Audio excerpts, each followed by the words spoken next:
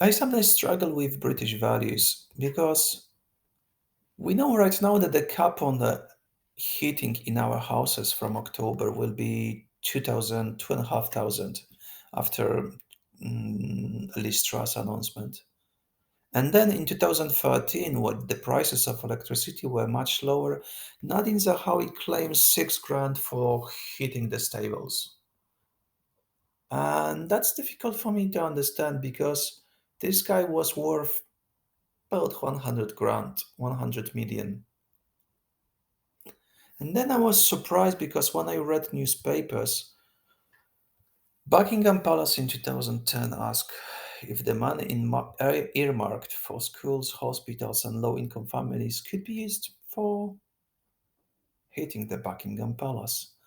And if you remember or not, that was a time when we have a problem with job seekers claiming benefits, when we told disabled people to find a job, find another job, and finally get a better job, although they couldn't do it with their disabilities. And 2017, actually, United Nations said it was cruel to do this to people with disabilities.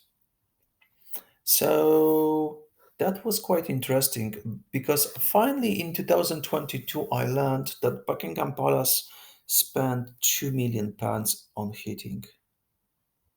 Yes, £2 million for heating. About 800 rooms for one family. And that was a problem for me because it means it's about 2,500 per room. It must be a very big room because that's supposed to be enough for one family in Britain to survive this winter and this year, actually, after October increases of electricity prices. So, at the very same time, well, we have a lifetime's earnings in Britain about less than 600,000.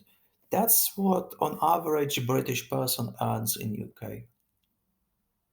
600,000. And then we spent 2 million on heating of Buckingham Palace, 1 million additional on Windsor Palace.